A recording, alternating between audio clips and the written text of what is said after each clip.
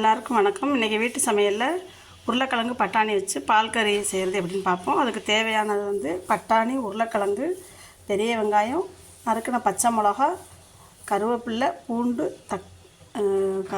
பட்டை, சோம்பு, இலை, தாளிக்கிறதுக்கு உப்பு தேவையான அளவு, அரைக்கிறதுக்கு தேங்காய், முந்திரி பருப்பு, இஞ்சி, சோம்பு, 4 பல் பூண்டு இதை அரைச்சி வச்சுக்கணும்.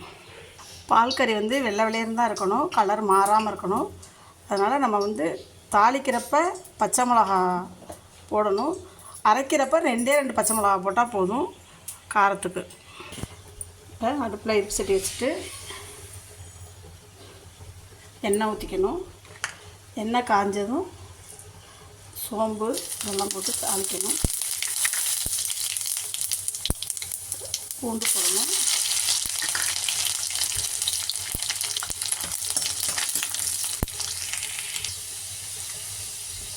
வெங்காயம், கருவேப்பிலை போடணும். பச்சை மிளகா போட்டு நல்லா வதக்கிடணும்.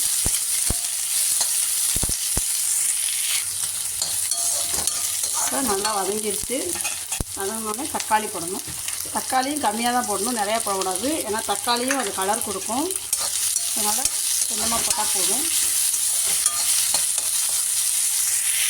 இப்போ உருளைக்கிழங்கு வேக வச்சு நறுக்கி வச்சுருக்கோம். இந்த உருளைக்கிழங்கு, தக்காளி,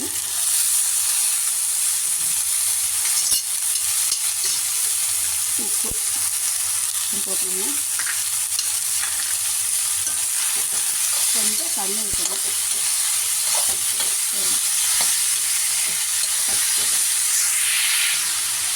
தக்காளி வேக வச்ச தண்ணியாக இருந்தாலும் ஓகே தான். தண்ணி ஊற்றிட்டு வச்சிடணும். இப்போ தேங்காய் அரைப்போம். இப்போ தேங்காய் அரைச்சது ஊற்றலாம். தேங்காய் அரைச்சி ரொம்ப நேரம் கொதிக்க வைக்கக்கூடாது, ஒரு 5 மினிட்ஸ் தான். கொத்தமல்லி தழை போட்டு இறக்கிடலாம். கொஞ்சம் நேரம் இருந்துட்டு இறக்கிடலாம்.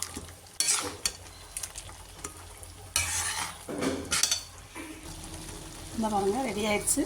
இப்போ கொத்தமல்லி தழை போட்டுட்டு அவ்வளோதான், பால் கறி ரெடி ஆகிடுச்சு. நீங்களும் செஞ்சு பாருங்கள், எப்படி இருக்குன்னு சொல்லுங்கள், கமெண்ட் பண்ணுங்கள்.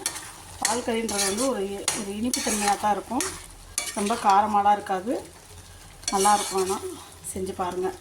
லைக் பண்ணுங்கள், ஷேர் பண்ணுங்கள், கமெண்ட் பண்ணுங்கள், கண்டிப்பாக சப்ஸ்கிரைப் பண்ணிடுங்க. தேங்க்யூ.